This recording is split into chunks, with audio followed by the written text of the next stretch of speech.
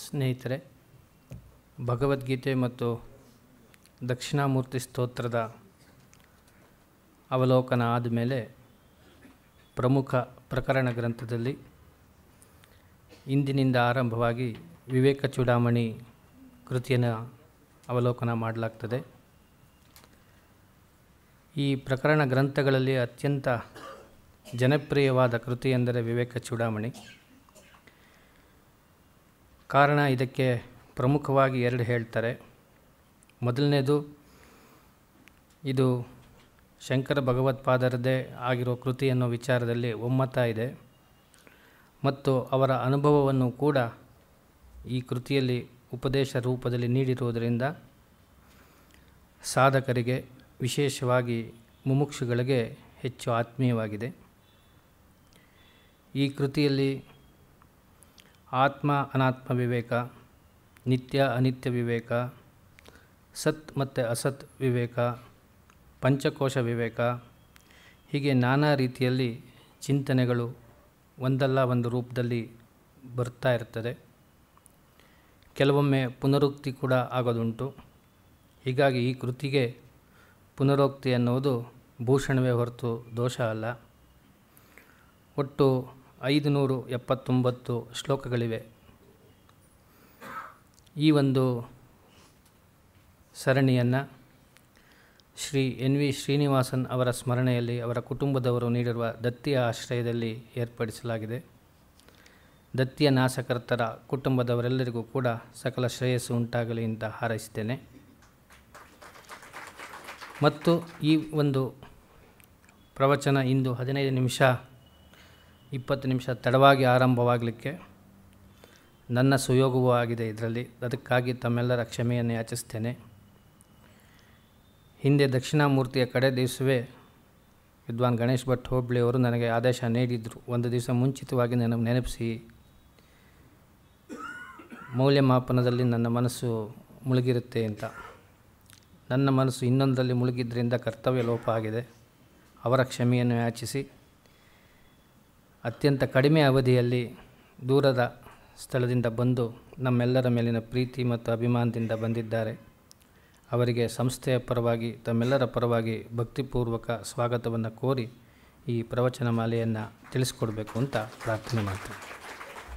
ಯೋಂತಃ ಪ್ರವಿಶ್ಯ ಮಮ ವಾಚಮಿಮಾಂ ಪ್ರಸುಪ್ತಾಂ ಸಂಜೀವಯತ್ಯಖಿಲಶಕ್ತಿಧರಸ್ವಧಾಮ್ನಾ ಅನ್ಯಾಶ್ಚ ಹಸ್ತಚರಣಶ್ರವಣತ್ವಗಾದೀನ್ ಪ್ರಾಣಾನ್ನಮೋ ಭಗವತೆ ಪುರುಷಾಯ ತುಭ್ಯಂ. ಯಾ ವರ್ಣಪದವಾಕ್ಯಾರ್ಥಗದ್ಯಪದ್ಯಸ್ವರೂಪಿಣಿ ವಾಚಿ ನರ್ತಯತು ಕ್ಷಿಪ್ರಂ ಮೇಧಾನ್ ದೇವಿ ಸರಸ್ವತಿ.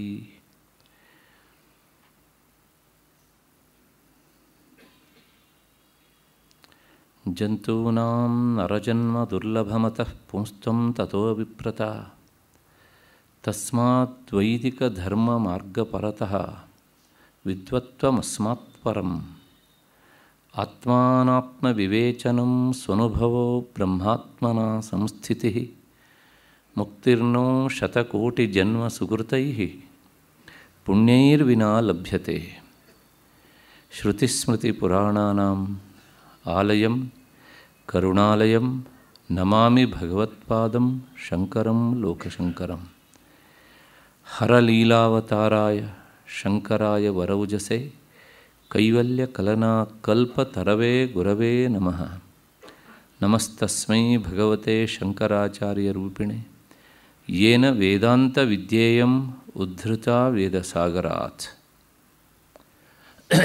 ನನ್ನ ಅಧ್ಯಾತ್ಮ ಬಂಧುಗಳೇ ಮತ್ತು ಈ ಕಾರ್ಯಕ್ರಮದ ಪ್ರಾಯೋಜಕರಂಥ ಶ್ರೀಯುತ ಶ್ರೀನಿವಾಸನ್, ಎನ್ ವಿ ಶ್ರೀನಿವಾಸನ್ ಮತ್ತು ಅವರ ಪರಿವಾರದವರೇ, ಎಲ್ಲ ಹಿರಿಯರೇ, ಯಾವ ಮಹಾಚೈತನ್ಯ ನನ್ನ ಮತ್ತು ನಿಮ್ಮೆಲ್ಲರ ಬುದ್ಧಿಯನ್ನು ಪ್ರಚೋದಿಸ್ತಾ ಇದೆಯೋ ಆ ಚೈತನ್ಯಕ್ಕೆ ಅನಂತ ಪ್ರಣಾಮಗಳನ್ನು ಸಲ್ಲಿಸ್ತಾ ಇಂದಿನ ಚಿಂತನೆಗೆ ಮುಂದಾಗ್ತಾ ಇದ್ದೇನೆ. ಮೊದಲನೇದಾಗಿ ನಾನು ಹೇಳುವ ಒಂದು ಮಾತು, ಸರಿಯಾಗಿ ಅರ್ಧ ಗಂಟೆ ತಡ ಮಾಡಿದ್ದಕ್ಕೆ ಕ್ಷಮೆ ಇರಲಿ. ಯಾಕೋ ಗೊತ್ತಿಲ್ಲ, ಇತ್ತೀಚೆಗೆ ಬಿಡುವುದು ತಡ, ಪ್ರಾರಂಭ ಮಾಡುವುದು ತಡ. ಬಿಡುವುದು ತಡ ಹಿಂದಿನ ಉಪನ್ಯಾಸಕ್ಕೆ ಅನ್ವಯ, ಪ್ರಾರಂಭ ಮಾಡುವುದು ತಡ ಇಂದಿನ ಉಪನ್ಯಾಸಕ್ಕೆ ಅನ್ವಯವಾಗ್ತದೆ. ಹಾಗಾಗಿ ಈ ಎರಡೂ ತರಹದ ತಡೆಗಳಿಗೂ ಸಹ, ತಡವಾಗುವಿಕೆಗೂ ಸಹ ಕ್ಷಮೆ ಇರಲಿ ಅಂತ ಕೇಳ್ತೇನೆ. ಅದರ ಮಧ್ಯದಲ್ಲಿ ಈ ಎರಡು ಎನ್ನುವಂಥ ಈ ತಪ್ಪಾಗಿದೆ ನನ್ನ ಕಡೆಯಿಂದ. ಅದಕ್ಕೋಸ್ಕರ ಒಂದು ಸುಂದರವಾದ ಪ್ರಸಂಗ ನೆನಪಾಗ್ತಾ ಇದೆ. ಹಾಗಾಗಿ ಅದನ್ನು ಹೇಳಿ ಇವತ್ತಿನ ವಿಷಯಕ್ಕೆ ಸಂಬಂಧಪಟ್ಟ ಹಾಗೆ ಮತ್ತೆ ಹೊರಳೋಣ. ಈ ಎರಡು ತರಹದ ತಪ್ಪು. ಹಾಗಾಗಿ ಆ ತಪ್ಪಿನಿಂದಲೇ ಇವತ್ತಿನ ಉಪನ್ಯಾಸದ ಪ್ರಾರಂಭ. ಅಪ್ಪಯ್ಯ ದೀಕ್ಷಿತರು ಪರಮೇಶ್ವರನ ಕುರಿತು ಒಂದು ಮಾತು ಹೇಳ್ತಾರೆ. ಸಾಕ್ಷಾತ್ ಪರಮೇಶ್ವರನ ಅವತಾರಿಗಳು ಅಂತ ಪ್ರಸಿದ್ಧರಾದಂಥ ಆಚಾರ್ಯ ಶಂಕರ ಭಗವತ್ಪಾದರ ಪ್ರಸಿದ್ಧವಾದಂಥ ಒಂದು ಪ್ರಕರಣ ಗ್ರಂಥ ವಿವೇಕ ಚೂಡಾಮಣಿ. ಈ ಸಂದರ್ಭದಲ್ಲಿ ಅವರು ಶಿವನ ವಿಷಯದಲ್ಲಿ ಎರಡು ತಪ್ಪನ್ನು ಕ್ಷಮಿಸು ಅಂತ ಪ್ರಾರ್ಥಿಸ್ತಾರೆ. ಅದನ್ನು ಉಲ್ಲೇಖಿಸುವುದು ಸೂಕ್ತ ಅಂತ ನಾನು ಭಾವಿಸ್ತೇನೆ. ಏನು ಎರಡು ತರಹದ ತಪ್ಪು ಅಂದರೆ, ತದಿದಂ ಕ್ಷಂತವ್ಯಂ ಅಪರಾಧದ್ವಯಮಪಿ ಅಂತಾರೆ. ಈ ಎರಡು ತರಹದ ಅಪರಾಧವನ್ನು ಕ್ಷಮಿಸು ಅಂತ. ಏನು ಎರಡು ತರಹದ ಅಪರಾಧ ಅಂದರೆ, ನನಗೆ ಈಗ ಜನ್ಮ ಬಂದುಬಿಟ್ಟಿದೆ. ನನಗೆ ಯಾಕೆ ಜನ್ಮ ಬಂತು ಅಂದರೆ, ನಾನು ನಿನ್ನ ವಿಷಯದ ಚಿಂತನೆಯನ್ನು ಮಾಡಿ, ನಿನಗೆ ನಮಸ್ಕರಿಸಿ, ನಿನ್ನ ಆರಾಧನೆಯನ್ನು ಮಾಡಿ, ಮನಸ್ಸಿನ ಕೊಳೆಯನ್ನು ದೂರ ಮಾಡಿಕೊಂಡಿದ್ದಿದ್ದರೆ, ನನ್ನ ಮನಸ್ಸಿನಲ್ಲಿ ಆತ್ಮಸ್ವರೂಪ ಪ್ರತಿಫಲನ ಆದದ್ದಿದ್ದರೆ ನನಗೆ ಜನ್ಮ ಬರ್ತಿತ್ತೋ? ಬರಲಿಲ್ಲ. ಯಾಕೆ ಜನ್ಮ ಬಂತು ಅಂದರೆ, ನಾನು ನನಗೆ ಹಿಂದಿನ ಜನ್ಮದಲ್ಲಿ ನಮಸ್ಕರಿಸದೇ ಇರುವುದರಿಂದ ಈಗ ನನಗೆ ಜನ್ಮ ಬಂತು.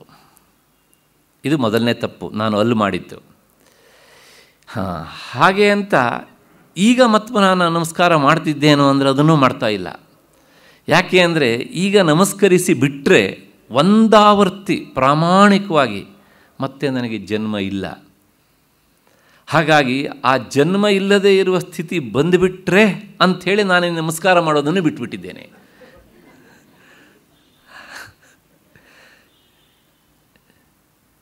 ಜ್ಞಾನಿಗಳು ಏನು ಹೇಳಿದರೂ ಅದೊಂದು ಅಮೋಘವಾದ ಪಾಠ ಆಗಿಬಿಡ್ತದೆ ನಮಗೆ. ಹಾಗಾಗಿ ಅವರು ಹೇಳಿದ್ದು ಶಿವನ ಕುರಿತು. ಹಾಗೆ ನನ್ನ ಮಾತಿಗೋದಕ್ಕೂ ಎಷ್ಟು ಸಾದೃಶ್ಯ ಕೇಳಿದರೆ ಎರಡು ತಪ್ಪು ನನ್ನ ಕಡೆಯಿಂದನೂ ಆಗಿದೆ ಅನ್ನೋದಕ್ಕಷ್ಟೇ ಸಾದೃಶ್ಯ, ಇನ್ನೇನೂ ಇಲ್ಲ. ಅಷ್ಟು ಹಿನ್ನೆಲೆಯಲ್ಲಿ ಅದಕ್ಕೆ ಕ್ಷಮೆ ಇರಲಿ ಅಂತ ಕೇಳ್ತಾ, ಏಕೆಂದರೆ ಪರೀಕ್ಷಾ ಕಾರ್ಯದಲ್ಲಿ ವ್ಯಗ್ರನಾದ್ದರಿಂದ ನನ್ನ ತಲೆಯಲ್ಲಿ ಪ್ರಾಯಶಃ ಆ ವಿಷಯ ಬಿಟ್ಟರೆ ಇನ್ನೇನು ಇರಲಿಲ್ಲ. ಹಾಗಾಗಿ ನಾನು ನನ್ನ ಸ್ಥಳವನ್ನು ಸೇರುವುದಕ್ಕೂ ತಡ ಆಗೋಯಿತು. ಆ ಹಿನ್ನೆಲೆಯಲ್ಲಿ ತಡ ಆಯಿತು. ಮತ್ತು ಇಂದಿನಿಂದ 5 ದಿನಗಳ ಕಾಲ ವಿವೇಕ ಚೂಡಾಮಣಿಯ ಚಿಂತನೆ ನಡಿಬೇಕು. ಆಚಾರ್ಯ ಭಗವತ್ಪಾದರ ಬಹಳಷ್ಟು ಪ್ರಕರಣ ಗ್ರಂಥಗಳಲ್ಲಿ ಇದು ಮೂರ್ಧನ್ಯಪ್ರಾಯವಾದಂತಹ ಗ್ರಂಥ. ಅದರ ಹೆಸರೇ ಹೇಳುತ್ತೆ ವಿವೇಕ ಚೂಡಾಮಣಿ ಅಂತ. ನಮಗೆ ಇವತ್ತು ವಿವೇಕ ಎನ್ನುವ ಶಬ್ದ ಪರಿಚಯ ಇಲ್ಲ, ಆದರೆ ಚೂಡಾಮಣಿ ಎನ್ನುವ ಶಬ್ದ ಪರಿಚಯ ಉಂಟು, ವಿಶೇಷವಾಗಿ ಹೆಣ್ಣು ಮಕ್ಕಳಿಗೆ. ಏಕೆಂದರೆ ಚೂಡಾರತ್ನ, ಚೂಡಾಮಣಿ ಇವೆಲ್ಲ ಸಮಾನವಾದ ಅರ್ಥವನ್ನು ಕೊಡುವಂಥ ಪದಗಳು. ಸಾಮಾನ್ಯವಾಗಿ ಹೆಣ್ಣು ಮಕ್ಕಳು ತಲೆಯಲ್ಲಿ ಧರಿಸುವಂಥ ಆಭರಣಕ್ಕೆ ಚೂಡಾಮಣಿ ಅಂತ ಹೆಸರು. ಅದು ವಿಶೇಷವಾಗಿ ಬಂಗಾರದ್ದು. ಅದು ಕೆಲವು ಸಲ ಇಲ್ಲಿರ್ಬೋದು ಅಥವಾ ಈ ಬೈತಲೆಯ ಮೂಲಕ ಇಲ್ಲೂ ಸಹ ಇರ್ಬೋದು. ಅದು ಮೈಮೇಲೆ ಧರಿಸಿದ ಎಲ್ಲ ಆಭರಣಗಳಿಗಿಂತ ಹೆಚ್ಚು ಎದ್ದು ಕಾಣುವ ಆಭರಣ. ಹಾಗಾಗಿ ಇದು ವಿವೇಕ ಚೂಡಾಮಣಿ. ಇದೊಂದು ಅತ್ಯಂತ ಪ್ರಸಿದ್ಧವಾಗಿ ಎದ್ದು ಕಾಣುವಂಥ ಆಭರಣ. ಯಾವ ತಲೆಯ ಮೇಲೆ ಅಂದರೆ ವೇದಾಂತ ಗ್ರಂಥಗಳು ಎನ್ನುವಂತಹ ಈ ಎಲ್ಲ ತಲೆಗಳ ಮೇಲೆ ಅತ್ಯಂತ ಪ್ರಸಿದ್ಧವಾಗಿ ತೋರ್ತಾ ಇರುವಂಥ ಆಭರಣ ಇದು. ಹಾಗಾಗಿ ಇದು ಚೂಡಾಮಣಿ. ಹಾಗಿದ್ದರೆ ಈ ಚೂಡಾಮಣಿ ಆ ಜಡವಾದ ಬಂಗಾರದ ಹಾಗೆ ಇದು ಜಡವಾ ಅಂದರೆ ಇಲ್ಲ, ಇದು ಆ ಥರ ಜಡವಾದಂತಹ ಚೂಡಾಮಣಿ ಅಲ್ಲ. ಹಾಗಿದ್ರೆ ಎಂಥ ಚೂಡಾಮಣಿ ಅಂದರೆ ವಿವೇಕ ಎನ್ನುವ ಚೂಡಾಮಣಿ. ವಿವೇಕವೇ ಚೂಡಾಮಣಿ. ವಿವೇಕ ಅಂದರೆ ಏನು? ಸರಿ ತಪ್ಪುಗಳನ್ನು, ಸತ್ಯ ಸುಳ್ಳನ್ನು, ಆತ್ಮ ಅನಾತ್ಮವನ್ನು ಎಲ್ಲವನ್ನೂ ಬೇರ್ಪಡಿಸಿ ತಿಳಿಯುವಂತಹ ಬುದ್ಧಿಗೆ ವಿವೇಕ ಅಂತ ಹೆಸರು. ನಿಜವಾಗಿ ವಿಚಾರ ಮಾಡಿದರೆ ನಮಗನಿಸುತ್ತೆ ಅದೇ ಅಲ್ವ ನಿಜವಾದ ವಿವೇಕ ಅಂದರೆ ಚೂಡಾಮಣಿ. ಯಾವನಿಗೆ ಆ ಬುದ್ಧಿ ಇದೆಯೋ ಅವನಿಗೆ ಈ ಜಡವಾದ ಚೂಡಾಮಣಿ ಇದ್ದರೂ ಒಂದೇ ಇಲ್ಲದಿದ್ದರೂ ಒಂದೇ. ಯಾವನಿಗೆ ಈ ಚೂಡಾಮಣಿ ಇಲ್ವೋ ಅವನ ಹತ್ರ ಎಷ್ಟು ಜಡವಾದ ಚೂಡಾಮಣಿಗಳಿದ್ರೂ ಸಹ ಪ್ರಯೋಜನ ಇಲ್ಲ. ಗೀತೆಯಲ್ಲಿಯೇ ಅವರೊಂದು ಮಾತು ಹೇಳ್ತಾರೆ, ಯಾವನಿಗೆ ಬುದ್ಧಿ ಸರಿ ಇಲ್ವೋ ಅಲ್ಲಿಗೆ ಅವನ ಕೆಲಸ ಮುಗೀತು, ಬದುಕಿದ್ರೂ ಸಹ ಲೋಕದ ದೃಷ್ಟಿಯಲ್ಲಿ ಅವನಿಲ್ಲ ಅಂತ ಅರ್ಥ. ಹಾಗಾಗಿ ಆ ಸರಿಯಾದ ಬುದ್ಧಿ ಏನುಂಟಲ್ಲ, ಆತ್ಮ ಅನಾತ್ಮಗಳ ವಿಚಾರ ಮಾಡುವಂತಹ ಅದಕ್ಕೆ ಚೂಡಾಮಣಿ ಅಂತ ಹೆಸರು. ಹಾಗಾಗಿ ವಿವೇಕವೇ ಇಲ್ಲಿ ಚೂಡಾಮಣಿ. ಅಂತಹ ವಿವೇಕವನ್ನು ಕೊಡುವಂತಹ ಗ್ರಂಥ ಆದ್ದರಿಂದ ಇದಕ್ಕೆ ವಿವೇಕ ಚೂಡಾಮಣಿ ಅಂತ ಹೆಸರು. ಪ್ರಾಯಶಃ ಈ ಗ್ರಂಥದ ಅಧ್ಯಯನ ನಂತರ ಅಥವಾ ಇಷ್ಟು ಕೇಳಿ ಆದ ಮೇಲೆ ಆದರೂ ಸಹ ಆ ಜಡವಾದ ಚೂಡಾಮಣಿಯ ಬಗ್ಗೆ ಆಸೆ ಕಡಿಮೆ ಆದರೆ ಈ ವಿವೇಕ ಚೂಡಾಮಣಿಯನ್ನು ಕೇಳಿದ್ದು ಸಾರ್ಥಕ ಆಗತ್ತೆ. ಅಷ್ಟು ಹಿನ್ನೆಲೆಯಲ್ಲಿ ವಿವೇಕ ಚೂಡಾಮಣಿ ಎನ್ನುವಂತಹ ಶಬ್ದದ ವಿವರಣೆಯನ್ನು ನಾವು ನೋಡಿದ್ವಿ. ಇದಕ್ಕೆ ಪ್ರಕರಣ ಗ್ರಂಥ ಅಂತ ಹೆಸರು. ಏನು ಹಾಗಂದರೆ ಪ್ರಕರಣ ಗ್ರಂಥ ಅಂದರೆ ಏನು? ಸಾಮಾನ್ಯವಾಗಿ ವೇದಾಂತ ಶಾಸ್ತ್ರದಲ್ಲಿ ಈ ಹೆಸರು ಅತ್ಯಂತ ಹೆಚ್ಚು ಪ್ರಸಿದ್ಧವಾಗಿದೆ. ಏನೋ ಮಾತೆತ್ತಿದ್ರೆ ಪ್ರಕರಣ ಗ್ರಂಥ ಅಂತಾರೆ ಇವರು ಅಂತ. ಬೇರೆ ಶಾಸ್ತ್ರಗಳಲ್ಲಿ ಈ ಶಬ್ದ ಅಷ್ಟು ಬಳಕೆಯಲ್ಲಿ ಇಲ್ಲ, ಆದರೆ ವೇದಾಂತ ಶಾಸ್ತ್ರದಲ್ಲಿ ಹೆಚ್ಚು ಬಳಕೆಯಲ್ಲಿ ಉಂಟು. ಹಾಗಾಗಿ ಇದರ ಅರ್ಥವನ್ನು ನಾವು ತಿಳ್ಕೊಳ್ಬೇಕು. ಪ್ರಕರಣ ಗ್ರಂಥ ಅಂದರೆ ಏನು? ಶಾಸ್ತ್ರವೇ ಇದಕ್ಕೊಂದು ಡೆಫಿನೇಷನ್ ಹೇಳುತ್ತೆ. ಶಾಸ್ತ್ರೈಕ ದೇಶ ಸಂಬದ್ಧಂ ಶಾಸ್ತ್ರ ಕಾರ್ಯಾಂತರೇ ಸ್ಥಿತಂ ಆಹುಃ ಪ್ರಕರಣಂ ನಾಮ ಗ್ರಂಥಭೇದಂ ವಿಚಕ್ಷಣಾ ಅಂತ. ಶಾಸ್ತ್ರೈಕ ದೇಶ ಸಂಬದ್ಧಂ. ಈಗ ವೇದಾಂತ ಶಾಸ್ತ್ರ ಎನ್ನುವಂಥದ್ದು ಅತ್ಯಂತ ವಿಶಾಲವಾದಂತಹ ಶಾಸ್ತ್ರ. ಅಲ್ಲಿ ಜೀವಬ್ರಹ್ಮ ಐಕ್ಯ ಪ್ರಧಾನ ವಿಷಯ ಆದರೆ ಅದಕ್ಕೆ ಬೇಕಾದಂತಹ ಸಾಧನೆಗಳು ಬರ್ತವೆ, ಮತ್ತು ಮಾಯೆ, ಮತ್ತು ಸ್ವತಃ ಪರಮೇಶ್ವರನೇ ಆಗಿದ್ದರೂ ಸಹ ಈ ಪರಮೇಶ್ವರನೇ ಯಾಕೆ ಜೀವನಾದ, ಅದಕ್ಕೆಲ್ಲ ಏನು ಕಾರಣ ಇತ್ಯಾದಿ ಇತ್ಯಾದಿ ಎಲ್ಲ ವಿಶಾಲವಾದಂತಹ ವಿಷಯ ಅಲ್ಲಿ ಪ್ರತಿಪಾದಿತವಾಗ್ತದೆ. ಆದರೆ ಅಷ್ಟನ್ನೂ ಸಹ ಈ ಒಂದು ಗ್ರಂಥದಲ್ಲಿ ಹೇಳೋದಕ್ಕೆ ಸಾಧ್ಯ ಇಲ್ಲ. ಹಾಗಾಗಿ ಹೀಗೆ ಆ ವಿಶಾಲವಾಗಿ ಶಾಸ್ತ್ರದಲ್ಲಿ ಹೇಳಿದಂತಹ ಒಂದು ವಿಷಯವನ್ನು ಮಾತ್ರ ಎತ್ಕೊಂಡು ಶಾಸ್ತ್ರ ಏಕದೇಶ ಸಂಬದ್ಧಂ. ಏಕದೇಶ ಅಂದರೆ ಒಂದು ಭಾಗ, ಅಂದರೆ ಪ್ರಧಾನವಾಗಿ ಶಾಸ್ತ್ರದಲ್ಲಿ ಹೇಳಿದ ಒಂದು ವಿಷಯವನ್ನು ಇಲ್ಲಿ ಆಯ್ಕೆ ಮಾಡಿಕೊಂಡು ಆ ಶಾಸ್ತ್ರ ಮಾಡುವ ಕೆಲಸವನ್ನೇ ಮಾಡಬೇಕು ಇದು. ಆದರೆ ಏನು ಕೇಳಿದರೆ ಅದು ಶಾಸ್ತ್ರದ ಬಹುವಂಶವನ್ನು ಒಳಗೊಂಡಿದ್ದು, ಇದು ಅಲ್ಪಾಂಶವನ್ನು ಒಳಗೊಂಡಿದ್ದು. ಅಂದರೆ ಒಂದು ಅಭಿಪ್ರಾಯವನ್ನು ಅಥವಾ ಒಂದೊಂದೇ ಅಭಿಪ್ರಾಯವನ್ನು ಬಹಳ ಸೂಕ್ಷ್ಮವಾಗಿ ಎಲ್ಲರಿಗೂ ಅರ್ಥ ಆಗುವ ಹಾಗೆ ತಿಳಿಸುವಂಥ ಗ್ರಂಥಕ್ಕೆ ಪ್ರಕರಣ ಗ್ರಂಥ ಅಂತ ಹೆಸರು. ಅಂದರೆ ಏನು ಹೇಳಿದಂಗಾಯಿತು, ಶಾಸ್ತ್ರ ಮಾಡುವ ಕೆಲಸವನ್ನೇ ಇದು ಮಾಡ್ತದೆ, ಆದರೆ ಅಲ್ಲಿ ಹೇಳಿದಷ್ಟು ವಿಶಾಲ ರೀತಿಯಲ್ಲಿ ಅಲ್ಲ, ಸ್ವಲ್ಪ ಸಂಕ್ಷೇಪವಾಗಿ ಹೇಳುತ್ತೆ. ಅದಕ್ಕೆ ಪ್ರಕರಣ ಗ್ರಂಥ ಅಂತ ಹೆಸರು. ಇದು ಆ ಕೆಲಸವನ್ನು ಮಾಡುತ್ತೆ. ಇಲ್ಲಿ ಹೆಜ್ಜೆ ಹೆಜ್ಜೆಗೂ ಸಹ ಮನಸ್ಸಿನ ಶೋಧನೆಗೆ ಬೇಕಾದಂಥ ಉಪಾಯಗಳು ಬರ್ತವೆ. ಜೀವಬ್ರಹ್ಮ ಐಕ್ಯದ ವಿಚಾರ ಬರುತ್ತೆ. ಇಂದ್ರಿಯಗಳು, ದೇಹ ಮತ್ತು ಅಂತಃಕರಣ, ಪಂಚಕೋಶ ವಿಚಾರ, ಈ ಎಲ್ಲ ವಿಚಾರಗಳು ಸಹ ವೇದಾಂತದಲ್ಲಿ ಬರುವ ಎಲ್ಲ ವಿಚಾರಗಳು ಸಹ ಇಲ್ಲಿ ಬರ್ತವೆ.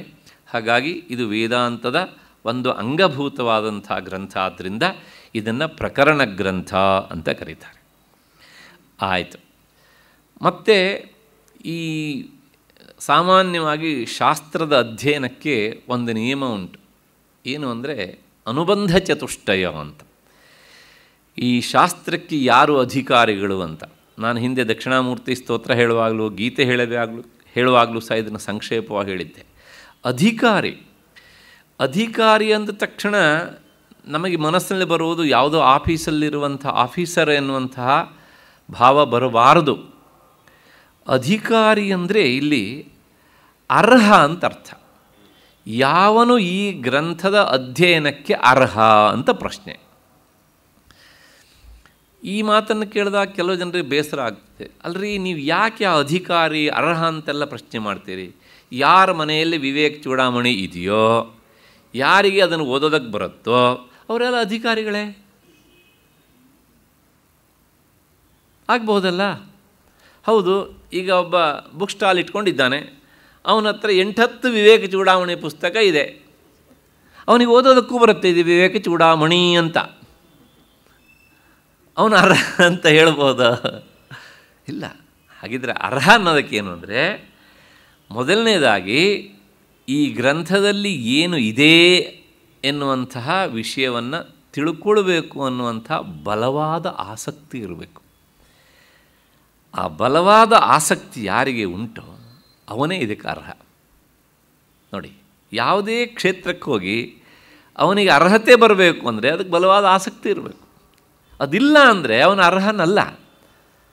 ನೀವು ಬೇಕಾದ್ರೆ ಮೆಡಿಕಲ್ ಫೀಲ್ಡಿಗೆ ಹೋಗಿ, ಅಥವಾ ಡಿಫೆನ್ಸ್ ಫೀಲ್ಡಿಗೆ ಹೋಗಿ, ಇಂಜಿನಿಯರಿಂಗ್ ಫೀಲ್ಡಿಗೆ ಹೋಗಿ, ಯಾವುದೇ ಫೀಲ್ಡಿಗೆ ಹೋಗಿ, ಅಲ್ಲಿ ಬಲವಾದ ಆಸಕ್ತಿ ಇದ್ದರೆ ಆ ಫೀಲ್ಡಿಗೆ ಹೋಗೋದಕ್ಕೆ ಅವನು ಅರ್ಹ.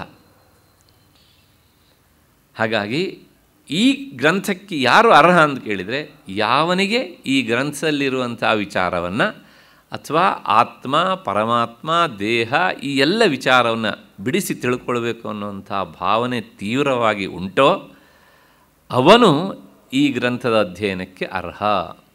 ಅಧಿಕಾರಿ ಚ ನಂಬರ್ 1. ಮತ್ತು ಎರಡನೇದು ವಿಷಯ. ವಿಷಯ ಅಂದರೆ ಈ ಗ್ರಂಥದಲ್ಲಿ ಪ್ರತಿಪಾದ್ಯವಾದ ವಿಷಯ ಏನು ಅಂತ. ಯಾವುದೇ ಒಂದು ಗ್ರಂಥ ತೆಗೆದುಕೊಂಡ್ರೆ ಈ ಗ್ರಂಥದ ವಸ್ತು ಏನು, ಅಲ್ಲಿ ಏನು ವಿಷಯ ಇದೆ ಅಂತ. ಇತ್ತೀಚೆಗೆ ಏನಾಗಿದೆ ಕೇಳಿದರೆ, ಏನೂ ವಿಷಯ ಇಲ್ಲದನೂ ಸಾಕಷ್ಟು ಗ್ರಂಥಗಳನ್ನು ಬರೀಬಹುದು. ಏನಿದೆ ಕೇಳಿದರೆ ನೀವು ಓದಿ ಗೊತ್ತಾಗ್ತದೆ ಅಂತ. ಆದರೆ ಪ್ರಾಚೀನರ ಕ್ರಮ ಅಲ್ಲ. ಈ ಗ್ರಂಥದಲ್ಲಿ ಒಂದು ವಿಷಯ ಇರಬೇಕು, ಪ್ರಧಾನವಾದ ವಿಷಯ. ಉಪವಿಷಯಗಳು ಬೇಕಷ್ಟು ಇರಬಹುದು, ಅದರ ಪ್ರಧಾನವಾದಂಥ ವಿಷಯ ಇರಬೇಕು. ಅದಿಲ್ಲದೆ ಇದ್ದರೆ ಏನಾಗುತ್ತೆ ಕೇಳಿದರೆ ಆ ಗ್ರಂಥಕ್ಕೆ ಗ್ರಂಥತ್ವ ಅನ್ನೋದು ಬರೋದಿಲ್ಲ.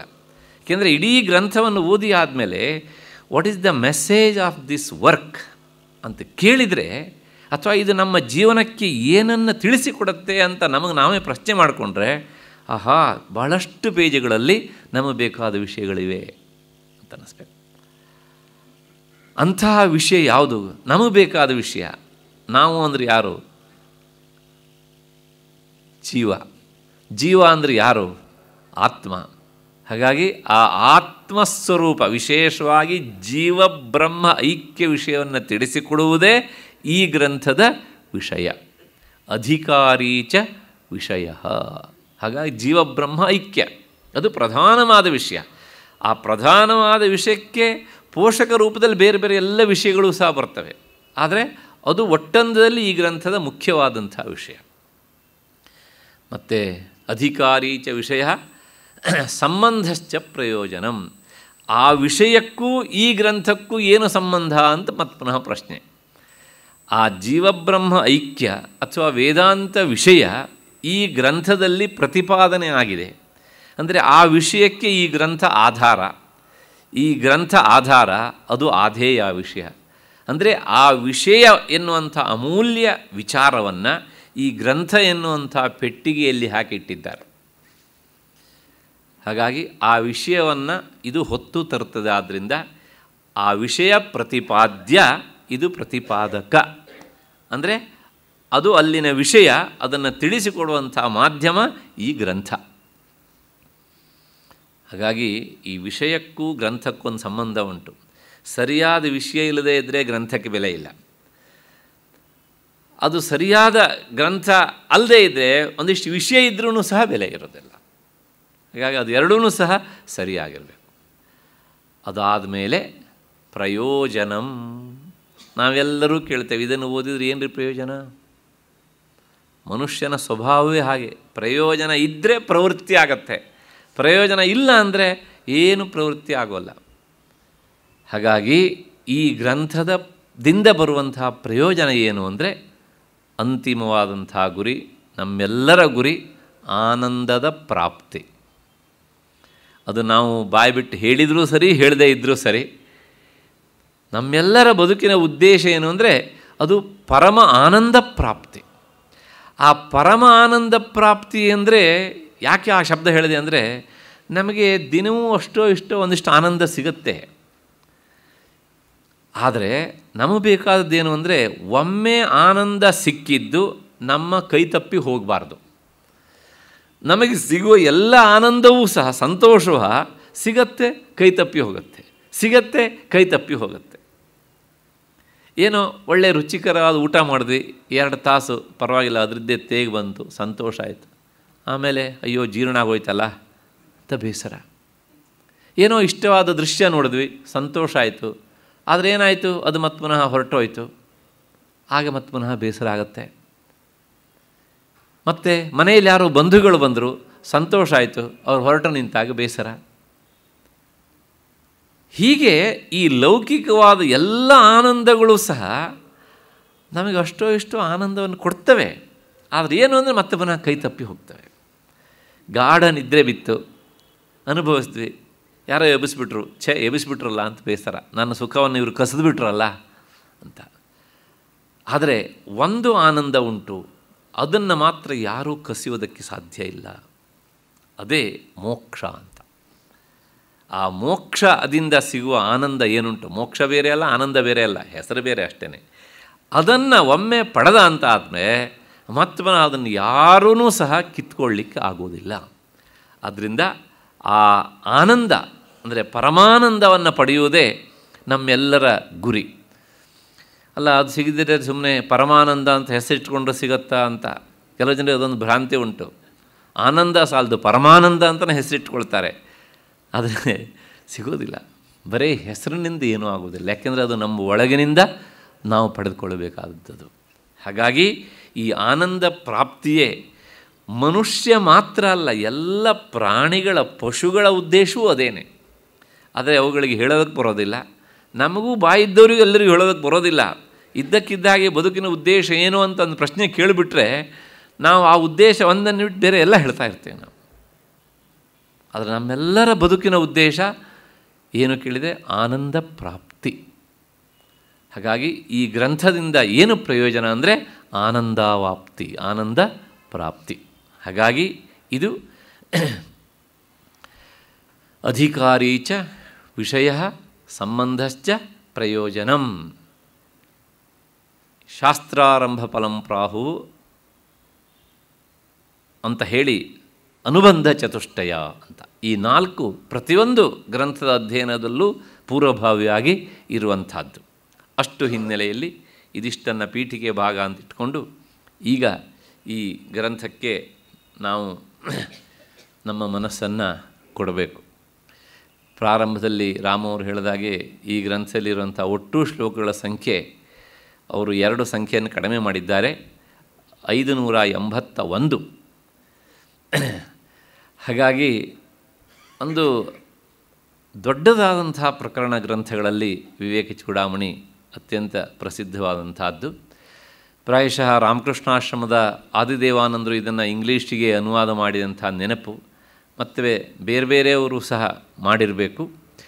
ವಿಶೇಷವಾಗಿ ನಾನು ಇಟ್ಕೊಂಡು ಹೇಳ್ತಾ ಇರುವಂತಹದ್ದು ಪ್ರಾತಸ್ಮರಣೀಯರಾದಂತಹ ಶ್ರೀ ಶ್ರೀ ಚಂದ್ರಶೇಖರ ಭಾರತಿ ಮಹಾಸ್ವಾಮಿಗಳವರು ಆಚಾರ್ಯ ಶಂಕರರ ಈ ಕೃತಿಗೆ ಸ್ವತಃ ಸಂಸ್ಕೃತದಲ್ಲಿ ಅವರು ವ್ಯಾಖ್ಯಾನ ಬರೆದಿದ್ದಾರೆ. ಅಷ್ಟೇ ಅಲ್ಲ, ಬರೆದಿದ್ದಷ್ಟೇ ಅಲ್ಲ, ಕೊನೆಗೆ ತುದಿ ಹೋದ ಹಾಗೆ ಅವರು ಕೆಲವು ಶ್ಲೋಕಗಳಿಗೆ ವ್ಯಾಖ್ಯಾನವನ್ನೇ ಬರೀಲಿಲ್ಲ. ಹಾಗೆ ಬರಿದೇ ಇರುವುದಕ್ಕೂ ಸಹ ಒಂದು ಕಾರಣ ಉಂಟು. ಸುಮಾರು 516ನೇ ಶ್ಲೋಕದವರೆಗೆ ಮಾತ್ರ ಅವ್ರ ವ್ಯಾಖ್ಯಾನ ಸಿಗುತ್ತೆ. ಅಲ್ಲಿಂದ ಮುಂದಕ್ಕೆ ವ್ಯಾಖ್ಯಾನ ಇಲ್ಲ. ಯಾಕೆ ಇಲ್ಲ ಅಂದರೆ ಅದರ ಹಿನ್ನೆಲೆಯನ್ನು ಹೇಳಿಬಿಡ್ತೇನೆ. ಈ ಗ್ರಂಥವನ್ನು ಅವರು ಸಮಾಧಿ ಸ್ಥಿತಿಯಿಂದ ಬಹಿರ್ಮುಖರಾದಾಗ ಆಗಾಗ ಬರೆದಿದ್ದಾರೆ. ಆದರೆ ಏನಾಯಿತು ಕೇಳಿದರೆ, ಅವರು ಇದನ್ನು ಬರಿತಾ ಇರುವಂತಹ ಸಂದರ್ಭದಲ್ಲಿ ಅವರ ಸಾಧನೆ ಅತ್ಯಂತ ಉಚ್ಛ್ರಾಯ ಸ್ಥಿತಿಗೆ ಹೋಯಿತು. ಆ ಉಚ್ಛ್ರಾಯ ಸ್ಥಿತಿಗೆ ಹೋದಾಗ ಆ ಜ್ಞಾನಿಯಾದವರ ಸ್ಥಿತಿ ಹೇಗಿರುತ್ತೆ ಅಂದರೆ, ಆತ್ಮಕ್ರೀಡನಕಃ ಆತ್ಮಸಹಚರ ಅಂತೆಲ್ಲ ಉಪನಿಷತ್ತು ಹೇಳುತ್ತೆ. ಅಂದರೆ ಅವರು ತನ್ನ ಆತ್ಮನೊಂದಿಗೆ ವಿಹರಿಸ್ತಾ ಇರ್ತಾರೆ. ಅದರ ಬಿಟ್ಟರೆ ಅವರಿಗೆ ಇನ್ಯಾವುದೂ ಸಹ ಬೇಕಾಗೋದಿಲ್ಲ. ಹಾಗಾಗಿ ಹೊರಗಿನ ಪ್ರಪಂಚದ ಈ ಅಂಟು ಗಂಟುಗಳನ್ನೆಲ್ಲ ಪೂರ್ತಿ ಕಳ್ಚ್ಕೊಂಡಿದ್ರು ಅವರು. ಹಾಗಾಗಿ ಮುಂದಕ್ಕೆ ಅವರು ಬರೀಲಿಕ್ಕೆ ಹೋಗಲಿಲ್ಲ ಅಂದರೆ ಅವರ ಇಂದ್ರಿಯಗಳು ಬಾಹ್ಯ ವ್ಯಾಪಾರದಲ್ಲಿ ತೊಡಗಲೇ ಇಲ್ಲ. ಅಷ್ಟರ ಮಟ್ಟಿಗೆ ಅಂತರ್ಮುಖರಾಗಿಬಿಟ್ರು. ಕೊನೆಗೆ ಅವರ ಉತ್ತರಾಧಿಕಾರಿಯಾಗಿ ಬಂದಂತಹ ಪೂಜ್ಯ ಶ್ರೀ ಅಭಿನವ ವಿದ್ಯಾತೀರ್ಥ ಮಹಾಸ್ವಾಮಿಗಳು ಅವರು ಬಹಿರ್ಮುಖರಾದಾಗ ಬಹಳ ಪ್ರಯತ್ನಪಟ್ಟು ಒಮ್ಮೆ ಕೇಳಿದ್ರಂತೆ. ಯಾಕೆ ಅವರು ನೇರ ಶಿಷ್ಯರಾದ್ದರಿಂದ ಅವರು ಮಾತ್ರ ಕೇಳಬೇಕು, ಇನ್ಯಾರು ಕೇಳಬೇಕು, ಇದೊಂದಿಷ್ಟು ಭಾಗ ಬಾಕಿ ಉಳಿದು ಬಿಟ್ಟಿದೆ ಹೇಗೆ ಅಂತ. ಆಗ ಅವರು ಹೇಳಿದ್ರಂತೆ, ಹೇಳಬೇಕಾದ್ದೆಲ್ಲವನ್ನು ಹೇಳಿ ಆಗಿದೆ, ಈಗ ನನಗೆ ನಿಧಿಧ್ಯಾಸನವನ್ನು ಬಿಟ್ಟರೆ ಇನ್ನೇನು ಬೇಕಾಗಿಲ್ಲ. That is the answer. ಅಷ್ಟೇ. ನಾವಾದರೆ ಅಯ್ಯೋ ಇದಿಷ್ಟನ್ನು ವ್ಯಾಖ್ಯಾನ ಮಾಡಿಬಿಟ್ಟಿದ್ರೆ ಈ ಸಲ ಪಬ್ಲಿಷ್ ಆದಂಥ ಪುಸ್ತಕದ ಗುಂಪಿಗೆ ಸೇರಿಸ್ಬಿಟ್ರೆ ಏನಾದ್ರು ಅವಾರ್ಡ್ ಕೊಡ್ತಿದ್ರೆ ಏನೋ ನಮಗೆ.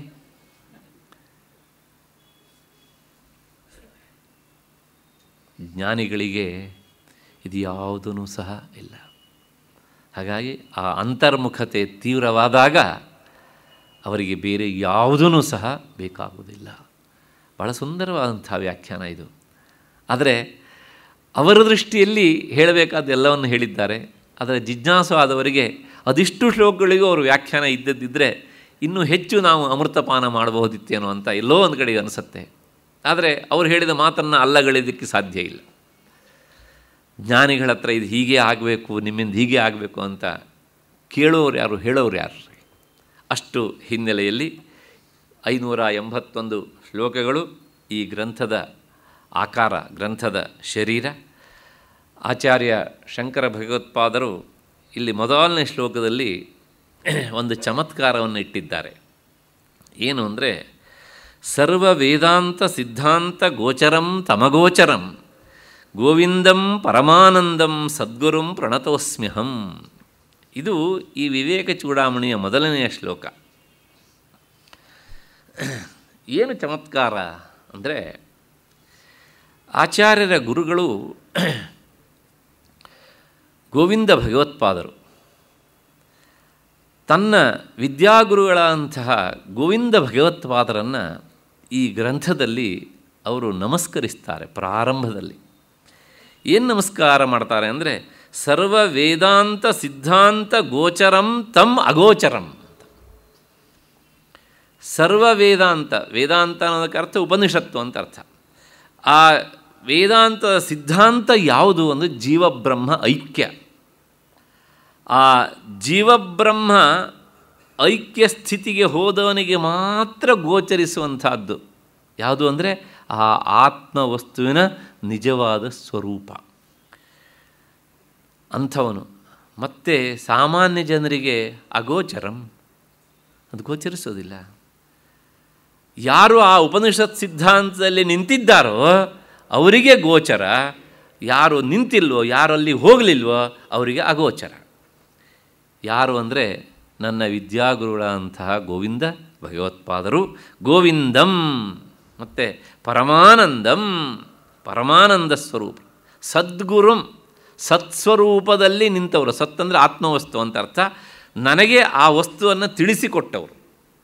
ಅಂಥವರನ್ನು ನಾನು ಪ್ರಣತೋಸ್ಮ್ಯಹಂ, ನಾನು ತಲೆಬಾಗಿ ಶಿರಬಾಗಿ ನಮಸ್ಕರಿಸುತ್ತೇನೆ ಅಂತ. ಪ್ರಣಾಮ ಅನ್ನೋದಕ್ಕೆ ಅರ್ಥ ಈ ನಮಸ್ಕಾರ ಅಲ್ಲ. ಅಥವಾ ಹೀಗೆ ನಮಸ್ಕಾರ ಅಂತನೂ ಅಲ್ಲ, ಅಥವಾ ಹೀಗೆ ಅಂತನೂ ಅಲ್ಲ. ಪ್ರಹ್ವೀಭಾವ, ದೇಹವನ್ನು ಪೂರ್ತಿಯಾಗಿ ಪಾದಪಾಥೈಹಿ ಅಂತ ಅವರಿದ್ದೇ ಶಬ್ದ.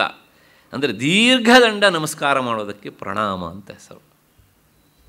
ಹಾಗೆ ನಾನು ಅವರನ್ನು ನಮಸ್ಕರಿಸುತ್ತೇನೆ ಅಂತ.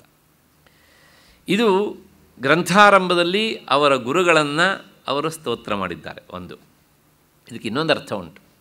ಏನು ಅಂದರೆ, ಪ್ರಾಯಶಃ ಬಹಳಷ್ಟು ಜನರಿಗೆ ಗೊತ್ತಿದೆಯೋ ಗೊತ್ತಿಲ್ಲೋ ಗೊತ್ತಿಲ್ಲ, ಆಚಾರ್ಯ ಶಂಕರ ಭಗವತ್ಪಾದರ ಮನೆಯ ದೇವರು ಶ್ರೀಕೃಷ್ಣ. ಇವತ್ತು ಸಹ ನೀವು ಕಾಲಡಿ ಹೋಗಿ ನೋಡಿ, ಅಲ್ಲಿ ಆ ವೇಣು ಗೋಪಾಲನನ್ನು ನಾವು ನೋಡೋದಕ್ಕೆ ಸಾಧ್ಯ ಇದೆ. ಭಾಳ ಸುಂದರವಾದ ವಿಗ್ರಹ. ಹಾಗಾಗಿ ಅವರು ಗೋವಿಂದಾಷ್ಟಕ ಅಂತಲೇ ಒಂದು ಅಷ್ಟಕ ಬರೆದಿದ್ದಾರೆ, ಬಹಳ ಸುಂದರವಾದಂಥದ್ದು. ಉಪನಿಷತ್ತಿನ ಸಾರ ಕೆನೆ ಅದು. ಅಲ್ಲಿ ಇದೇ ಶಬ್ದ ನೇರ ಬರುತ್ತೆ. ಪ್ರಣಮತ ಗೋವಿಂದಂ ಪರಮಾನಂದಂ ಸತ್ಯಂ ಜ್ಞಾನಮನಂತಂ ನಿತ್ಯಮನಾಕಾಶಂ ಪರಮಾಕಾಶಂ ಅಂತೆಲ್ಲ ಪ್ರಾರಂಭ ಆಗುತ್ತೆ ನೋಡಿ. ಸತ್ಯಂ ಜ್ಞಾನಂ ಅನಂತಂ ಶುರುವಾಗದೆ ಉಪನಿಷತ್ತಿನ ಶಬ್ದದಿಂದ, ಕೊನೆಗೆ ಮುಕ್ತಾಯ ಆಗೋದಾಗಿರದೆ ಪ್ರಣಮತ ಗೋವಿಂದಂ ಪರಮಾನಂದಂ ಅಂತ. ಆ ಗೋವಿಂದ ಅನ್ನೋ ಶಬ್ದಕ್ಕೆ ಬಹಳಷ್ಟು ಅರ್ಥಗಳಿವೆ. ನಾನು ನನ್ನ ಕೃತಿಯಲ್ಲಿ ಮೋಹಮುದ್ಗರದಲ್ಲಿ ಅದನ್ನು ವಿಸ್ತಾರವಾಗಿ ಬರೆದಿದ್ದೇನೆ. ಅಪೇಕ್ಷೆಯುಳ್ಳವರು ಅದನ್ನು ಅಲ್ಲಿ ನೋಡಬಹುದು. ಕೃಷ್ಣನನ್ನು ಸ್ತುತಿ ಮಾಡ್ತಾರೆ. ಹೇಗೆ ಅಂದರೆ, ಕೃಷ್ಣನ ಇನ್ನೊಂದು ಹೆಸರು ಗೋವಿಂದ ಅಂತ. ಸರ್ವವೇದಾಂತ ಸಿದ್ಧಾಂತ ಗೋಚರಂ ತಮಗೋಚರಂ. ಉಪನಿಷತ್ತಿನ ಸಿದ್ಧಾಂತ ಜೀವಬ್ರಹ್ಮ ಐಕ್ಯ ಅಂತ ನಾವು ಹೇಳಿದವಲ್ಲ, ಕೃಷ್ಣನನ್ನು ವೇದಾಂತ ಪರಬ್ರಹ್ಮ ಅಂತಲೇ ಕರೀತದೆ. ಕೃಷ್ಣ ಅನ್ನೋದಕ್ಕೆ ಅರ್ಥವೇ ಧರೆಗೆ ಇಳಿದು ಬಂದಂತಹ ಆನಂದದ ರೂಪ ಅಂತ ಅರ್ಥ. ಕೃಷಿರ್ಭೂವಾಚಕ ಶಬ್ದ ನಶ್ಚ ನಿರ್ವೃತ್ತಿದಾಯಕ. ಕೃಷ್ ಅನ್ನೋದಕ್ಕೆ ಅರ್ಥ ಭೂಮಿ ಅಂತ ಅರ್ಥ. ನಹ ಅಂದರೆ ಭೂಮಿಗೆ ಇಳಿದು ಬಂದು ಆನಂದವನ್ನು ಕೊಟ್ಟವನು. ತಯೋರೈಕ್ಯಂ ಪರಂಬ್ರಹ್ಮ ಕೃಷ್ಣ ಇತ್ಯಭಿಧೀಯತೆ. ಆ ಕೃಷ್ ಮತ್ತು ನಹ ಇದೆರಡನ್ನು ಸೇರಿಸಿದರೆ ಕೃಷ್ಣ ಅಂತಾಗತ್ತೆ. ಅದರ ಅರ್ಥ ಪರಬ್ರಹ್ಮ ವಸ್ತು ಅಂತ ಅರ್ಥ. ಇದು ಉಪನಿಷತ್ತಿನ ವಿವರಣೆ, ನಂದಲ್ಲ. ತಯೋರೈಕ್ಯಂ ಪರಂಬ್ರಹ್ಮ ಕೃಷ್ಣ ಇತ್ಯಭಿಧೀಯತೆ ಅಂತ. ಹೀಗೆ ಒಂದು ಅರ್ಥ ಆದರೆ, ಇಲ್ಲಿ ಗೋವಿಂದ ಅನ್ನುವಂಥ ಶಬ್ದ ಉಂಟು. ಗೋವಿಂದ ಅನ್ನೋದಕ್ಕೆ, ಆ ಗೌಹು ಅನ್ನೋದಕ್ಕೆ ಸುಮಾರು 20ಕ್ಕೂ ಹೆಚ್ಚು ಅರ್ಥಗಳಿವೆ. ಗೌಹು ಅನ್ನೋದಕ್ಕೆ ಅರ್ಥ ಉಪನಿಷತ್ತು ಅಂತ ಅರ್ಥ. ವಾಣಿ, ಅಪೌರುಷೇಯವಾದಂಥ ವಾಣಿ ಉಪನಿಷತ್ತು. ಗವಾ ಅಂತಹ ಅಪೌರುಷೇಯವಾದಂಥ ಉಪನಿಷತ್ತುಗಳಿಂದ ವಿದ್ಯತೆ, ವಿಂದ್ಯತೆ, ಪ್ರಾಪ್ಯತೆ, ಪಡೆಯಲ್ಪಡುವವನು. ಅಂದರೆ ಉಪನಿಷತ್ತಿನಗಳಲ್ಲಿ ಪ್ರತಿಪಾದ್ಯನಾದಂತಹ ವಸ್ತು ಪರಬ್ರಹ್ಮ ವಸ್ತು ನಾವು ಏನು ಹೇಳ್ತೇವಲ್ಲ, ಅದು ಆ ಪರಬ್ರಹ್ಮ ವಸ್ತುವಿನ ಸಗುಣ ರೂಪವೇ ಶ್ರೀಕೃಷ್ಣ. ಹಾಗಾಗಿ ಆ ಗೋವಿಂದಂ ಅಂತ. ಗವಾ ವಿಂದ್ಯತೆ ಇತಿ ಗೋವಿಂದ. ಉಪನಿಷತ್ತುಗಳಿಂದ ಪ್ರಾಪ್ತನಾಗುವನಾದ್ದರಿಂದ ಅವನನ್ನು ಗೋವಿಂದ ಅಂತ ಕರೀತಾರೆ. ಈತ ಎಂಥವನು ಕೇಳಿದರೆ, ಸಿದ್ಧಾಂತ ಗೋಚರ ಅಂದರೆ ಸರ್ವವೇದಾಂತ ಸಿದ್ಧಾಂತ ಗೋಚರಂ. ಆ ಉಪನಿಷತ್ ಸಿದ್ಧಾಂತದಲ್ಲಿ ನಿಂತವರಿಗೆ ಶ್ರೀಕೃಷ್ಣ ಪರಬ್ರಹ್ಮ ವಸ್ತು ಅನ್ನೋದು ಗೊತ್ತಾಗುತ್ತೆ. ಆದರೆ ಸಾಮಾನ್ಯ ಜನರಿಗೆ ಅಗೋಚರಂ, ಗೊತ್ತಾಗೋದಿಲ್ಲ. ನಿಮ್ಮಂಥವ್ರು ಪಾಡೇನ್ರಿ. ಸ್ವತಃ ದೇವೇಂದ್ರನೇ ಅವನು ಆ ವ್ರಜಭೂಮಿಯಲ್ಲಿ ಇಳಿದು ಬಂದಾಗ ಗೋವರ್ಧನಗಿರಿಯನ್ನು ಎತ್ತಿದನಲ್ಲ, ತನಗೆ ಸಲ್ಲುವಂಥ ಪೂಜೆ ನಿಂತೋಯ್ತು ಅಂಥೇಳಿ. ನೋಡಿ, ಮನುಷ್ಯರಿಗೆ ಮಾತ್ರ ಅಲ್ಲ, ಈ ಪೂಜೆ ಕಡಿಮೆ ಆಗಿಬಿಟ್ರೆ ಕೋಪ ಬರೋದು ಅವರಿಗೂ ಸಹ. ತಕ್ಷಣ ಏನು ಮಾಡಿದ ಕೇಳಿದರೆ, ಮಳೆ ಸುರಿಸಿದ. ಆಗ ಕೃಷ್ಣ ಹೇಳಿದ, ಓ ಪರವಾಗಿಲ್ಲ, ಸುರಿಸು ನೋಡೋಣ ಅಂತ. ಸುರಿಸ್ದ. ನಡೀತು ಒಂದು ವಾರ. ಛತ್ರಾಕಮಿವ ಬಾಲಕಃ, ನಾಯಿ ಕೂಡ ಎತ್ತಿಡ್ದಂಗೆ ಆ ಗೋವರ್ಧನ ಗಿರಿಯನ್ನು ಎತ್ತಿಡಿದ್ಬಿಟ್ಲಂತೆ ಅಂತ, ತನ್ನ ಕಿರುಬೆರಳುಗಳಿಂದ ಹೀಗೆ ಅಂತ. ಎಲ್ಲರನ್ನೂ ಕೆಳಗಡೆ ಬಂದು ನಿಂತ್ಕೊಳ್ಳಿ ಅಂತ ಹೇಳಿದ, ರಕ್ಷಣೆ ಮಾಡಿದ. ಆದರೆ ಅಲ್ಲಿಯವರೆಗೂ ಸಹ ನೋಡಿ, ಇವರೇ ಹೋಗಿ ಪ್ರಾರ್ಥನೆ ಮಾಡ್ಕೊಂಡು ಬಂದವರು. ಮನುಷ್ಯನ ಮರವಿಗೆ ಇನ್ನೇನು ಬೇಕು ಉದಾಹರಣೆ. ಆದರೆ ಅವನೇ ಇಲ್ಲಿ ಇಳಿದು ಬಂದಿದ್ದಾನೆ ಅನ್ನೋದು ಮರ್ತು ಹೋಗಿದೆ. ಹಾಗಾಗಿ ಕೋಪಿಸಿಕೊಂಡು ತನಗೆ ಸಿಗುವ ಪೂಜೆ ತಪ್ಪಿಸಿದ್ನಲ್ಲ ಅಂಥೇಳಿ ಆತ ಮಳೆಯನ್ನು ಸುರಿಸಿದ. ಕೃಷ್ಣ ಜಗ್ಲಿಲ್ಲ. ಯಾರೂ ಹೆದರಬೇಡಿ, ಹಸಿವು ಬಾಯಾರಿಕೆ ಎಲ್ಲ ನಾನು ನೋಡ್ಕೊಳ್ತೇನೆ ಅಂತ ಹೇಳಿದ, ವ್ಯವಸ್ಥೆ ಮಾಡಿದ. ಕೊನೆಗೆ 8ನೇ ದಿವಸ ಇಳಿದು ಬಂದವನು ನೋಡಿದ, ಓಹೋ ನನ್ನಿಂದ ಅಪರಾಧ ಆಯಿತು, ಸಾಮಾನ್ಯದವನಲ್ಲ ಇವನು ಅಂಥೇಳಿ ಕಾಲಿಗೆ ಬಿದ್ದದ್ದು ಅಷ್ಟೇ ಅಲ್ಲ, ಆ ಸಂದರ್ಭದಲ್ಲಿ ಕಾಮಧೇನೂ ಸಹ ಅಲ್ಲಿಗೆ ಬಂದಿದೆ. ಬೇರೆ ಬೇರೆ ತೀರ್ಥೋದಕಗಳನ್ನು ತರಿಸಿ ಶ್ರೀಕೃಷ್ಣನ ತಲೆಯ ಮೇಲೆ ಅವುಗಳನ್ನೆಲ್ಲವನ್ನೂ ಸುರಿದು ಸ್ವತಃ ಕಾಮಧೇನುವಿನ ಹಾಲನ್ನು ಹಾಕಿ ಅಭಿಷೇಕ ಮಾಡಿ ಅವನಿಗೆ ಕೃಷ್ಣನಿಗೆ ಗೋವಿಂದ ಅಂತ ಮೊದಲು ನಾಮಕರಣ ಮಾಡಿದವನು ಈ ದೇವೇಂದ್ರ. ಹಾಗಾಗಿ ಪ್ರಣಮತ ಗೋವಿಂದಂ ಪರಮಾನಂದಂ. ಹೀಗೆ ಅಗೋಚರಂ ಗೋಚರಂ. ಯಾರು ಈ ಉಪನಿಷತ್ತಿನ ತತ್ವವನ್ನು ತಿಳಿಯಲಾರರೋ ಅವರಿಗೆ ಅಗೋಚರ, ಅದನ್ನು ತಿಳಿದವರಿಗೆ ಗೋಚರ. ಹೀಗೆ ವೇದಾಂತ ಸಿದ್ಧಾಂತ ಗೋಚರಂ ತಮಗೋಚರಂ ಅಂತಹ ಯಾರು ಅಂದರೆ ಗೋವಿಂದಂ. ಅವನು ಎಂಥವನು ಅಂದರೆ ಪರಮಾನಂದಂ, ಪರಮಾನಂದ ಸ್ವರೂಪ. ಅಷ್ಟೇ ಅಲ್ಲ, ಅವನು ಸದ್ಗುರು, ಅವನೇ ಅಲ್ವ ಜಗದ್ಗುರು. ವಸುದೇವ ಸುತಂ ದೇವಂ ಕಂಸ ಚಾಣೂರ ಮರ್ದನಂ ದೇವಕೀ ಪರಮಾನಂದಂ ಕೃಷ್ಣಂ ಒಂದೇ ಜಗದ್ಗುರುಂ. ಜಗದ್ಗುರು ಅಂದರೂ ಒಂದೇ, ಸದ್ಗುರು ಅಂದ್ರೂ ಒಂದೇ. ಸತ್ ಅಂದರೆ ಆತ್ಮವಸ್ತು, ಆತ್ಮಸ್ವರೂಪವೇ ಈ ಗುರುವಿನ ರೂಪದಲ್ಲಿ ಇಳಿದು ಬಂದಿದೆ. ನಾವು ದಕ್ಷಿಣಾಮೂರ್ತಿ ಸ್ತೋತ್ರ ಇದನ್ನೆಲ್ಲ ನೋಡಿದ್ದೇವೆ ನಾವು. ಆತ್ಮವಸ್ತು ಬೇರೆ ಅಲ್ಲ, ಗುರು ಬೇರೆ ಅಲ್ಲ ಅಂತ. ಹಾಗಾಗಿ ಆ ಬ್ರಹ್ಮವಸ್ತುವೇ ಗುರುವಿನ ರೂಪದಲ್ಲಿ ಬಂದಿದ್ದಾದ್ದರಿಂದ ಸದ್ಗುರುಂ ಪ್ರಣತೋಸ್ಮ್ಯಹಂ. ಹೀಗೆ ಮೊದಲನೇ ಶ್ಲೋಕದಲ್ಲೇ ತನ್ನ ಗುರುಗಳನ್ನು, ಕೃಷ್ಣನನ್ನು, ಮನೆ ದೇವರನ್ನು ಒಟ್ಟೊಟ್ಟಿಗೆ ನಮಸ್ಕರಿಸ್ತಾರೆ ಭಗವತ್ಪಾದರಿಗೆ. ಒಂದು ಮಾತನ್ನು ಕೇಳಿಬಿಡ್ತೇನೆ, ಬಹಳಷ್ಟು ಜನರಿಗುಂಟು ಭಗವತ್ಪಾದರು ಶಿವನ ಅವತಾರಿಗಳಾದ್ದರಿಂದ ಅವರು ಶಿವನಿಗೆ ಸಂಬಂಧಪಟ್ಟಿದ್ದು ಮಾತ್ರ ಹೇಳ್ತಾರೆ, ವಿಷ್ಣುವಿಗೆ ಸಂಬಂಧಪಟ್ಟಿದ್ದು ಹೇಳೋದಿಲ್ಲ ಅಂತ. ಇದು ಪ್ರಾರಂಭದ ಶ್ಲೋಕ. ಜ್ಞಾನಿಗಳಿಗೆ ಯಾವ ಭಾವನೆ ಇರೋದಿಲ್ಲ. ನಾನೇ ಹೇಳಿದೆ, ಗೋವಿಂದಾಷ್ಟಕ ಪ್ರಾಯಶಃ ಅಷ್ಟು ಗಂಭೀರವಾದಂಥ ಸ್ತೋತ್ರ ಸಾಹಿತ್ಯದಲ್ಲಿ ಇನ್ನೊಂದು ಸಿಗಲಿಕ್ಕಿಲ್ಲ. ಅಷ್ಟು ಸುಂದರವಾದಂಥ ಪದ್ಯ, ಬಹಳ ಸುಂದರ. ವೃಂದಾವನ ಭುವಿ ವೃಂದಾರಕ ಗಣ ವೃಂದಾರಾಧ್ಯಂ ವಂದೇಹಂ. ವಿಶಿಷ್ಟವಾದ ನಡೆ, ಕೃಷ್ಣನ ಕುರಿತು ಸ್ತುತಿ ಮಾಡಿದ್ದು. ಮೃತ್ಸ್ನಾ ಮತ್ಸೀಹೇತಿ ಯಶೋದಾ ತಾಡನ ಶೈಶವ ಸಂತ್ರಾಸಂ ವ್ಯಾಧಿತವಕ್ತ್ರಾಲೋಕಿತಲೋಕಾ ಲೋಕಚತುರ್ದಶ ಲೋಕಾಲಿಂ ಲೋಕತ್ರಯಪುರ ಮೂಲಸ್ತಂಭಂ ಲೋಕಾಲೋಕಮನಾಲೋಕಂ ಲೋಕೇಶಂ ಪರಮೇಶಂ ಪ್ರಣಮತ ಗೋವಿಂದಂ ಪರಮಾನಂದಂ.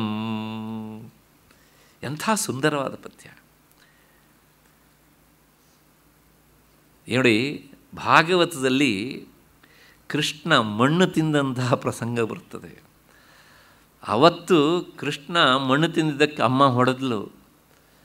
ಇವತ್ತು ಮಣ್ಣು ತಿಂದವರನ್ನು ಯಾರೂ ವಿಚಾರಿಸೋದಿಲ್ಲ. ದೇಶದ ಮಣ್ಣನ್ನೆಲ್ಲ ತಿಂತಾಯಿದ್ದಾರೆ ಜನ. ಒಬ್ಬೊಬ್ಬರು ಎಷ್ಟೆಷ್ಟು ಮಣ್ಣನ್ನು ಕೂಡಿಟ್ಕೊಂಡಿದ್ದಾರೆ ಗೊತ್ತಿಲ್ಲ. ಆದರೆ ಇವರಿಗೆ 3 ಅಡಿ 6 ಅಡಿ ಮಣ್ಣು ಸಾಕಾಗ್ತದೆ ಕೊನೆಗೆ ಹೋಗೋದಕ್ಕೆ. ಆದರೆ ಅಲ್ಲಿವರೆಗೆ ಎಲ್ಲಿಲ್ಲದ ಆಸೆ, ಮಣ್ಣಿನ ಆಸೆ. ಯಶೋದೆ ಕೃಷ್ಣನ ಕುರಿತು ಕೇಳ್ತಾಳೆ, ಯಾಕೋ ತಿಂದೆ ಮಣ್ಣ? ತಿಂದಿಲ್ಲ, ಸುಳ್ಳು ಹೇಳ್ತಾರೆ ಅವರು. ಮಿಥ್ಯಾ ಅಭಿಶಂಸನೆ, ಇವರೆಲ್ಲ ಸುಳ್ಳು ಹೇಳ್ತಾರೆ ಹೀಗೆ ಅಂತ. ಅದನ್ನೇ ಮೃತ್ಸನಾ ಮತ್ಸೀಹೇತಿ ಯಶೋದಾ ತಾಡನ ಶೈಶವ ಸಂತ್ರಾಸಂ. ಯಶೋದೆ ಬಾರಿಸಿದಾಗ ಹುಡುಗ ಜೋರಾಗಿ ಅತ್ತಂತೆ. ಅತ್ತಾಗ ಹೇಗೆ ಅತ್ತಿದ್ದಾನೆ ಅಂದರೆ ಆ ನಾಲಿಗೆ ಒಳಗಡೆಯಿಂದ ಗಲಗಲಗಲ ಅಂತ ಅಲ್ಲಾಡ್ತಾ ಇದೆ ಅಂತೆ. ಅಷ್ಟರ ಮಟ್ಟಿಗೆ ಮಗು ಜೋರಾಗಿ ಅಳ್ತಾ ಇದೆ. ಹಾಗಾಗಿ ಇಷ್ಟೆಲ್ಲ ಅಳ್ತಿದ್ದಾನಂತ ಹೀಗೆ ಒಮ್ಮೆ ಇಣಕಿ ನೋಡಿದಳು. ವ್ಯಾಧಿತ ವಕ್ತ್ರಾಲೋಕಿತ ಲೋಕಾ ಲೋಕ ಚತುರ್ದಶ ಲೋಕಾಲಿಂ.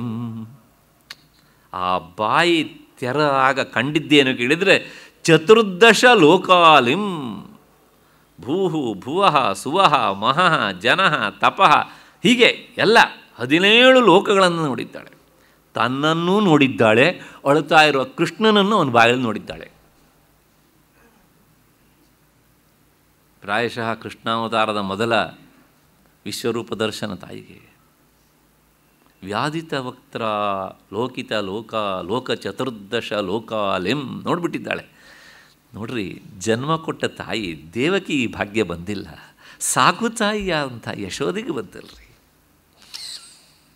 ಇಂಥ ಕೃಷ್ಣನ ಸ್ತುತಿ ಮಾಡದೆ ಬಿಡ್ತಾರೆ ಅವರು. ಹೀಗೆ ಲೋಕೇಶಂ ಪರಮೇಶಂ ಪ್ರಣಮತ ಗೋವಿಂದಂ ಪರಮಾನಂದಂ, ಆ ಎಲ್ಲ ಪದ್ಯಲ್ಲೂ ಇದು ಕೊನೆಯ ಚರಣ ಸಮಾನವಾಗಿ ಬರುತ್ತೆ. ಯಾಕೆ ಹೇಳಿದೆ ಈ ಮಾತನ್ನು ಅಂದರೆ, ಅವರಿಗೆ ಕೃಷ್ಣನನ್ನು ಕಂಡರೆ ದ್ವೇಷ ಇಲ್ಲ, ಶಿವನನ್ನು ಕಂಡರೆ ಎಲ್ಲಿಯೂ ಪ್ರೀತಿ ಇಲ್ಲ. ಯಾಕೆಂದರೆ ಇದರ ಎರಡರ ಹಿಂದಿರುವಂಥ ತತ್ವ ಒಂದೇ. ಹಾಗೆ ನಾನು ಇದನ್ನು ಹೇಳಿದ್ದೆ ಹಿಂದೆ, ಆ ಭಾವನೆ ಇದ್ದದ್ದಿದ್ದರೆ ಸ್ವತಃ ಕೃಷ್ಣ ಗೀತೋಪದೇಶ ಮಾಡಿದ್ದಕ್ಕೆ ಯಾರೂ ಬರಲಿಕ್ಕಾಗದೇ ಇರುವಂಥ ಅಷ್ಟು ಸುಂದರವಾದ ಭಾಷ್ಯ ಬರೀತಿದ್ರು ಅವರು. ಆ ಗೀತೆಯನ್ನು ಇವತ್ತು ನಾವು ತಲೆ ಮೇಲೆ ಇಟ್ಕೊಳ್ಬೇಕು. ಒಂದು ಕಡೆಗೆ ಕೃಷ್ಣನ ಉಪದೇಶ, ಇನ್ನೊಂದು ಕಡೆಗೆ ಅವರ ಭಾಷ್ಯ ಎಂದು ನಾವು ನೋಡಿದ್ದೇವೆ ಅದನ್ನು. ಹಾಗಾಗಿ ಜ್ಞಾನಿಗಳಿಗೆ ಆ ಭಾವನೆ ಇರುವುದಿಲ್ಲ. ಹಾಗಿದ್ರೆ ಈ ಭಕ್ತರು ಅಂತ ಕರೆಸ್ಕೊಳ್ಳುವಂಥ ಭುಕ್ತರಿದ್ದಲ್ಲ, ಅವರು ಹುಟ್ಟಾಕೋದು ಇದೆಲ್ಲ. ಅವರೊಳಗೆ ಲಡಾಯ ಹೊಡಪಡೆ.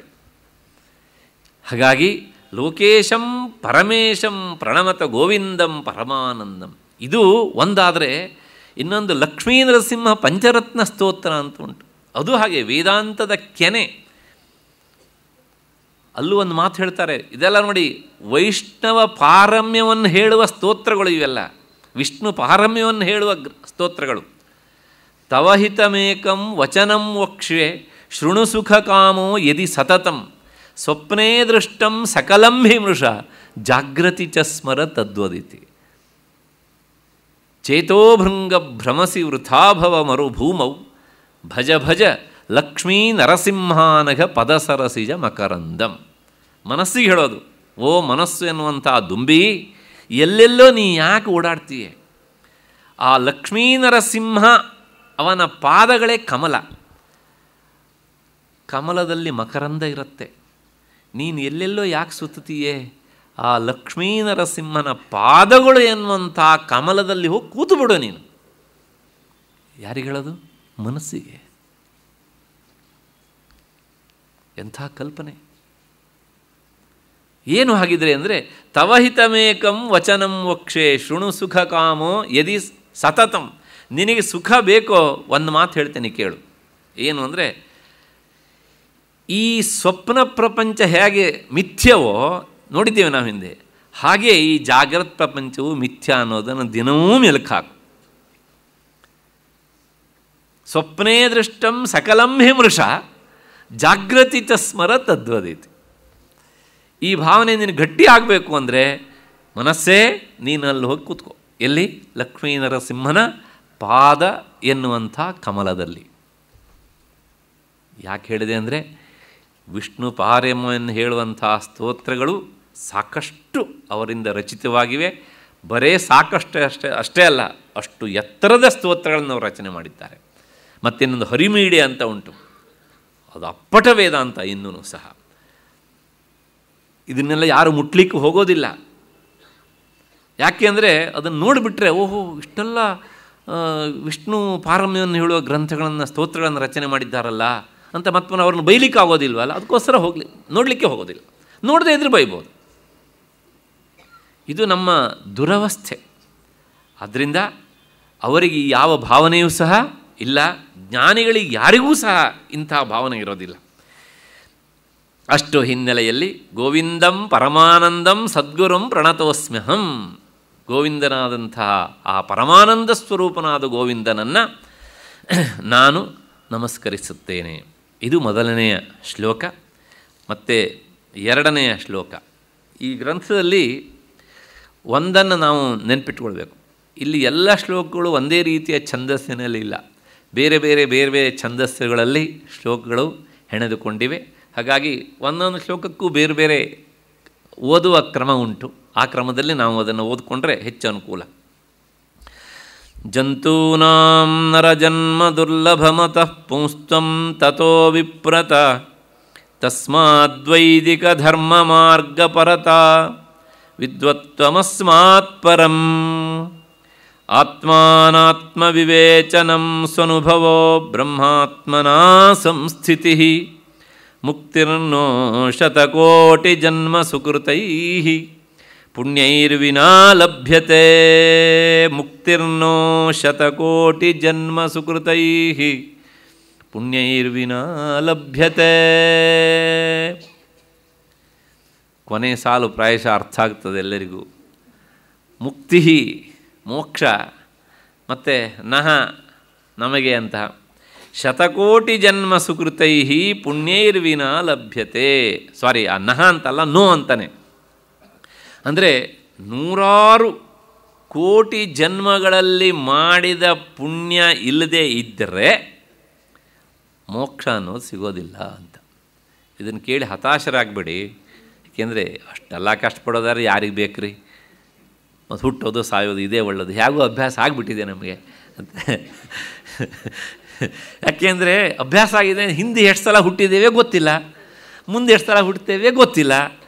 ಹೌದು ತಾನೆ? ಹಾಗಾಗಿ ಯಾವುದು ಗೊತ್ತಿಲ್ವೋ ಅಜ್ಞಾನಂ ಪರಮಂ ಸುಖಂ. ಗೊತ್ತಿಲ್ಲ ಮೀನ್ಸ್ ಅಜ್ಞಾನ ಅಲ್ವಾ? ಪ್ರಪಂಚದಲ್ಲಿ ಅತ್ಯಂತ ಸುಖ ಯಾವುದು ಕೇಳಿದರೆ ಅಜ್ಞಾನ. ಹಾಗಾಗಿ ಈ ಮೋಕ್ಷಕ್ಕಿಂತ ನಮಗೆ ಅಜ್ಞಾನವೇ ಎಷ್ಟೋ ಸುಖ ಅಂತ ಕೆಲವು ಜನ ಹಾಗೆ ಹೇಳೋರಿದ್ದಾರೆ. ಆದರೆ ಅದು ಎಲ್ಲಿ ಗೊತ್ತಾಗುತ್ತೆ ಕೇಳಿದರೆ ನಮಗೆ ಯಾಕೆ ಗೊತ್ತಿಲ್ಲ ಅಂದರೆ ಕಾರಣ ಉಂಟು. ತಾಯಿಯ ಗರ್ಭದಲ್ಲಿ ಗರ್ಭವಾಸವನ್ನು ಅನುಭವಿಸ್ತೇವೆ, ಈಚೆ ಬರಬೇಕಿದ್ರೆ ಎಲ್ಲಿಲ್ಲದ ಕಷ್ಟವನ್ನು ಅನುಭವಿಸ್ತೇವೆ. ಅಲ್ಲೂ ಸಹ ನಾವೇನು ಸುಖವಾಗಿರಲಿಲ್ಲ, ಸಾಕಷ್ಟು ಕಷ್ಟವನ್ನು ಅನುಭವಿಸಿರ್ತೇವೆ. ಆದರೆ ಬಂದ ಮೇಲೆ ಈ ಲೋಕ ವ್ಯವಹಾರಕ್ಕೆ ಸಿಲುಕಿಕೊಂಡು ನಾವು ಅದನ್ನು ಮರೆತಿದ್ದೇವೆ ಅಂದ ಮಾತ್ರಕ್ಕೆ ಅನುಭವಿಸಿದ ಸುಳ್ಳು ಅಂತ ಯಾರು ಹೇಳ್ತಾರೆ ಅಲ್ವಾ? ಒಂದು. ಇನ್ನು ಮರಣದ ವಿಷಯ ನೆನೆಸ್ಕೊಂಡ್ರೆ ಎಷ್ಟು ಭಯ ಆಗುತ್ತೆ ಅಂತ ಎಲ್ಲರಿಗೂ ಗೊತ್ತು, ಹೌದು ತಾನೆ? ಹಾಗಾಗಿ ಅದು ಎರಡನ್ನೂ ಸಹ ನಾವು ಅಷ್ಟು ಹಗುರವಾಗಿ ತೆಗೆದುಕೊಳ್ಳುವಂಥದ್ದಲ್ಲ.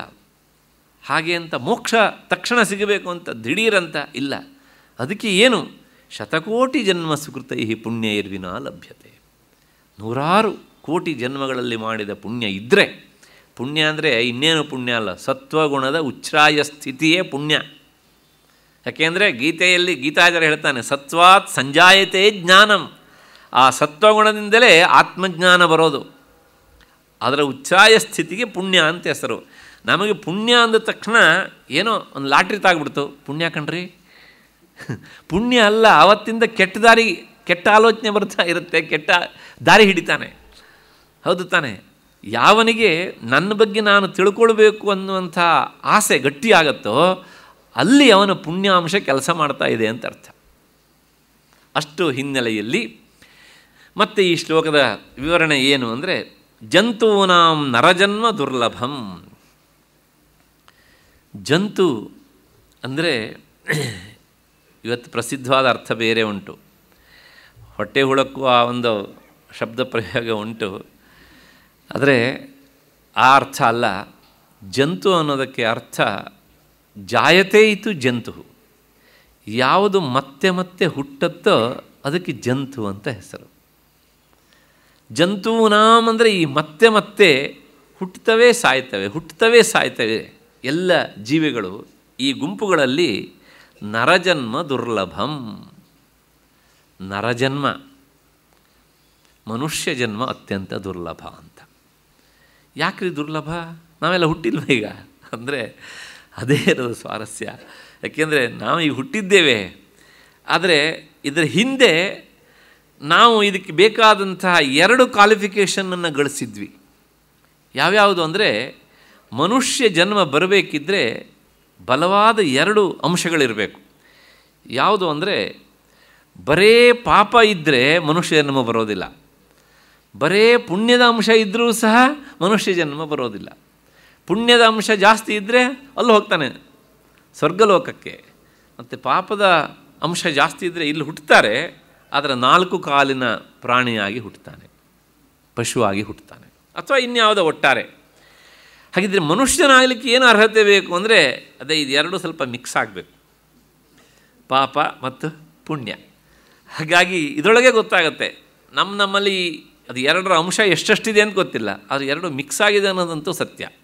ಬೇರೆಯವ್ರು ಹೇಳೋದೇನ್ರಿ ನಮಗೆ ಗೊತ್ತಾಗುತ್ತೆ ಎಷ್ಟೋ ಸಲ ಅಲ್ವಾ?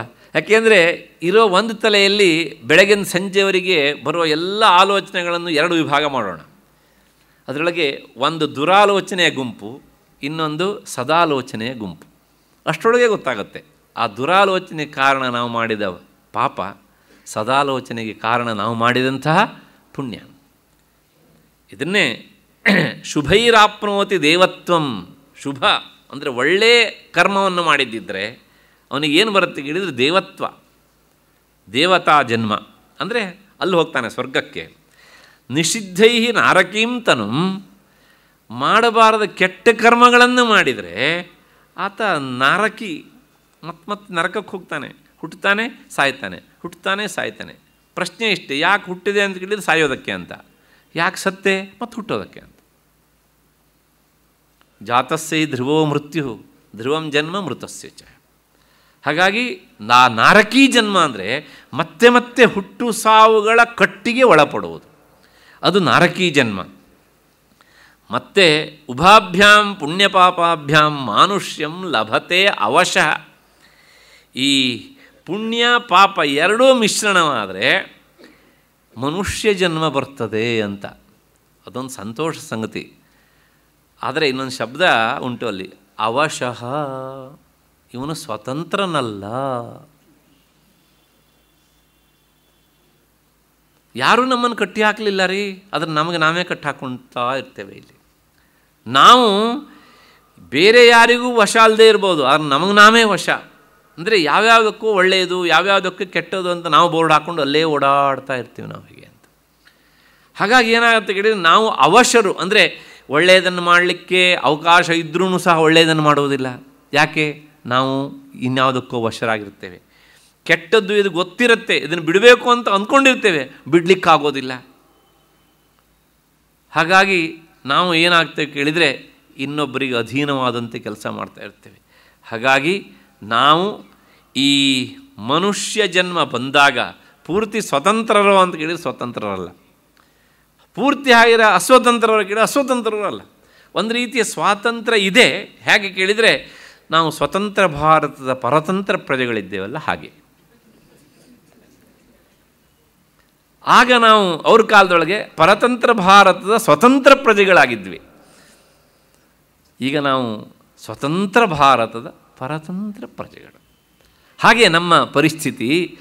ಹಾಗಾಗಿ ಈ ಉಭಾಭ್ಯಾಂ ಪುಣ್ಯಪಾಪಾಭ್ಯಾಂ ಮಾನುಷ್ಯಂ ಲಭತೆ ಅವಶಃ ಅಂತ ಆಯಿತು. ಜಂತೂನಾಂ ನರಜನ್ಮ. ಜಂತೂನಾಂ ನರಜನ್ಮ ಅಂತ ಹೇಳಿದ್ರಿಂದಲೇ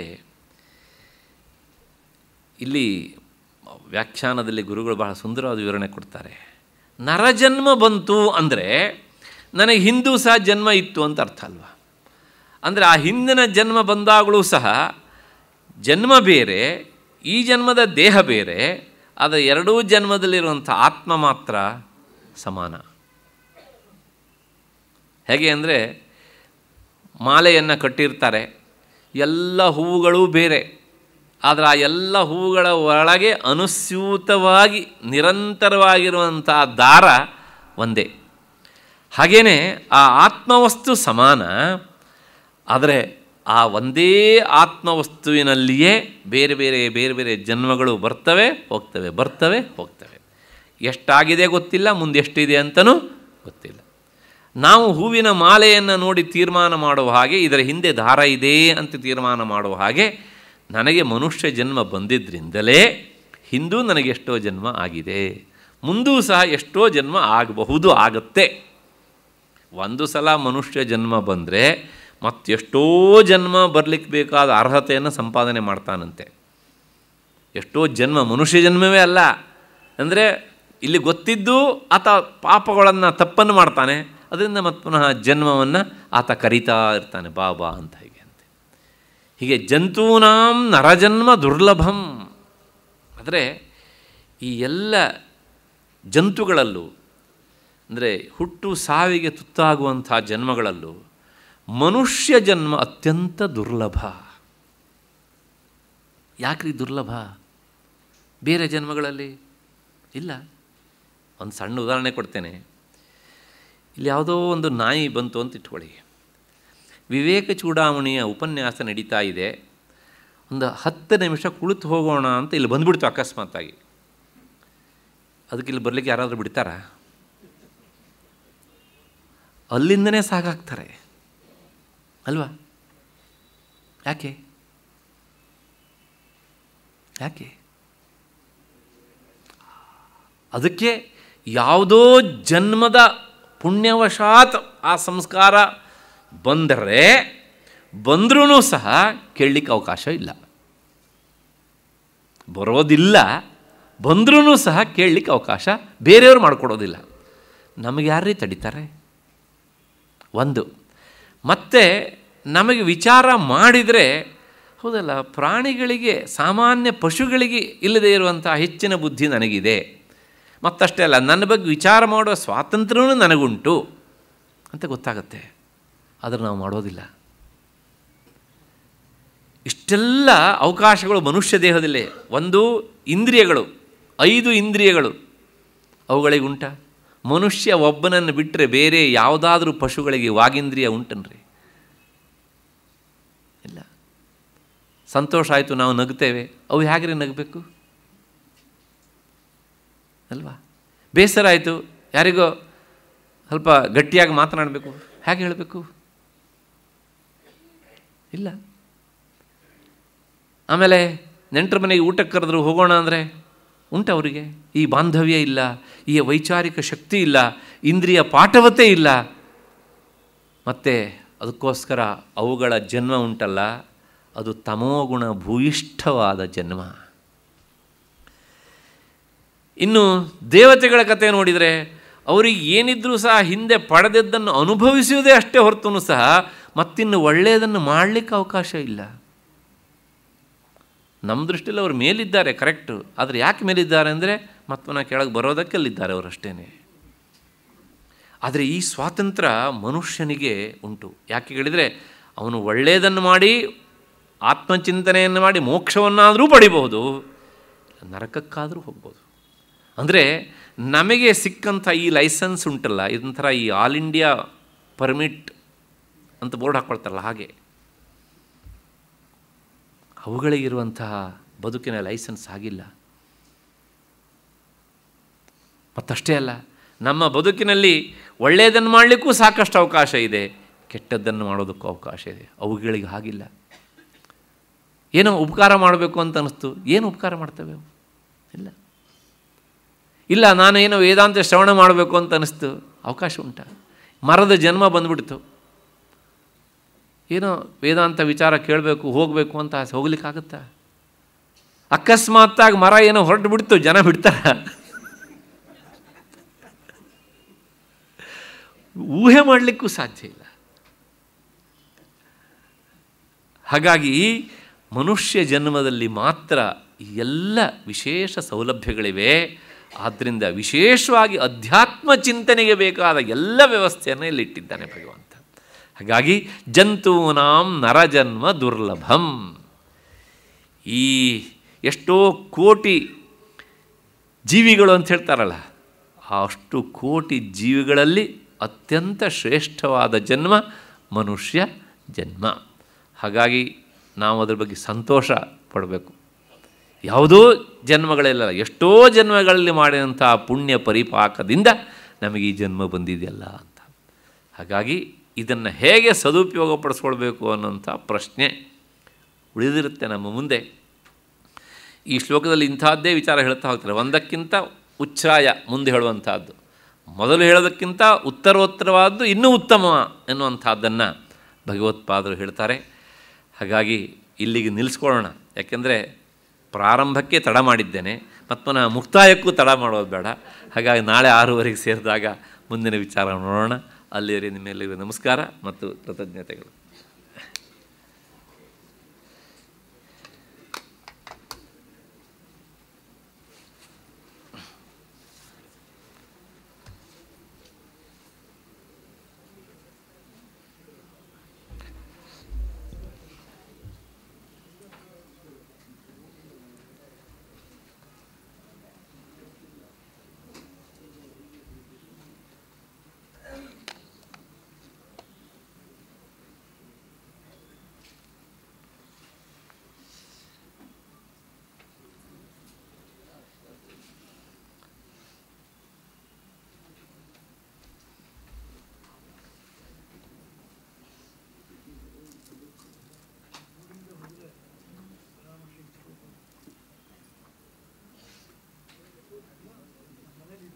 ಓಹೋ ಬೇಡ ಬೇ